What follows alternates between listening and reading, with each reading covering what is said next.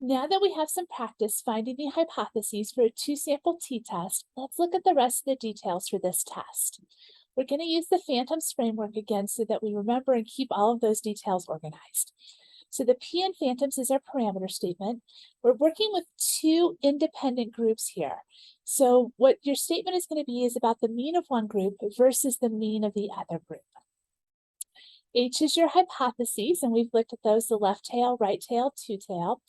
We are setting a value to 0 for all of these in this class. You can certainly set it to something different, and that would be something you would do in a more advanced class. Our assumptions and conditions are going to stay the same, except that you have to check these assumptions and conditions for each of these separate groups. So that means for the first group, you're going to have to check the random sample, normal large, and standard deviation from the sample.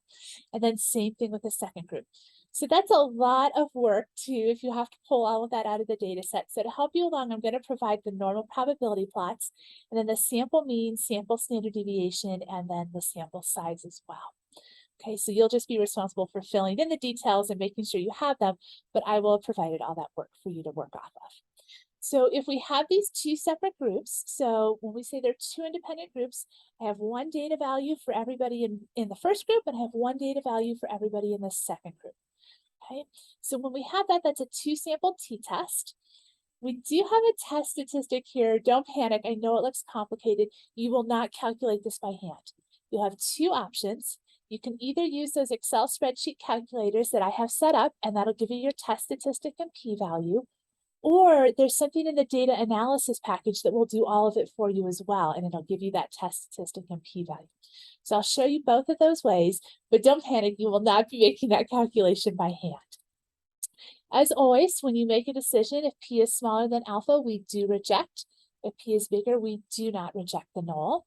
And so then you're going to state your conclusion. So an example of this might be, with a p-value of 0.04 at the 5% significance level, we do have sufficient evidence the mean height of basketball players is greater than the mean height of soccer players.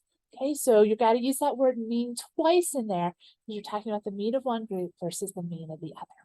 All right, let me show you some screenshots for the two-sample T, and then when we do the first one together, I'll show you how these work out in Excel.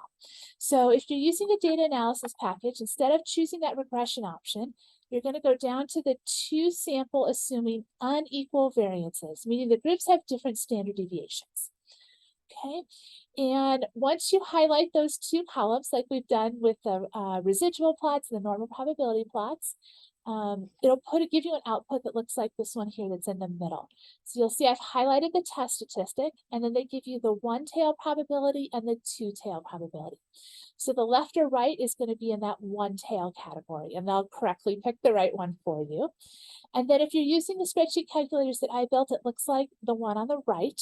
And so you see there's a place to put in your sample mean, sample standard deviation, and sample size for your first group. And same thing for the second group, and it'll also give you your test statistic and your p-values.